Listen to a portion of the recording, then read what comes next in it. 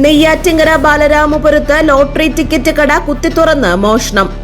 2 ലക്ഷത്തിലധികം രൂപ വില വരുന്ന ലോട്ടറികളും പണവും ഹാർഡ് ഡിസ്കുമാണ് കവർന്നത്.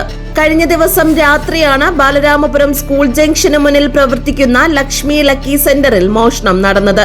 തിരുവനന്തപുരം സ്വദേശിയായ നാരായണന്റെ ഉടമസ്ഥതയിലുള്ളതാണ് ലക്ഷ്മി ലക്കി സെന്റർ. സെന്ററിന്റെ പിൻവാതിൽ തകർത്ത അകത്തുകയറിയ മോഷ്ടാവ് വിഷു ബമ്പർ ഉൾപ്പെടെയുള്ള 2 ലക്ഷത്തോളം രൂപയുടെ ലോട്ടറികളും CCTVയുടെ ഹാർഡ് ഡിസ്കും ബേസിൽ സൂക്ഷിച്ചിരുന്ന 7000-ഓളം രൂപയും കവരുകയായിരുന്നു. ബാലരാമപുരം പോലീസിൽ പരാതി നൽകിയിട്ടുണ്ട്. വെള്ളിയാഴ്ച രാത്രി ഞാൻ കാറച്ചിട്ട് പോയി. ശനിയാഴ്ച കാലത്ത് 7 മണിക്ക് കട തുറന്നപ്പോൾ ഇവിടെ ടിക്കറ്റ് കാണാനില്ല.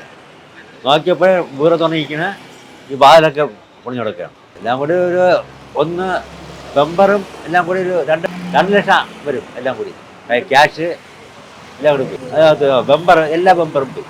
ശനിയാഴ്ചത്തെ ടിക്കറ്റും ഞായറാഴ്ച ടിക്കറ്റും മൊത്തം ഇവിടെ ഉള്ളത് കൗണ്ടറും ഹോൾസെയിലും ഇവിടെ എല്ലാ ബമ്പറും ഹോൾസെയിൽ ബമ്പറും കൗണ്ടറിൽ ബമ്പറും അതിൻ്റെ ഗാർഡ് എടുത്തിട്ടുണ്ട്. പോലീസ് പരാതി കൊടുത്തിട്ടുണ്ട്.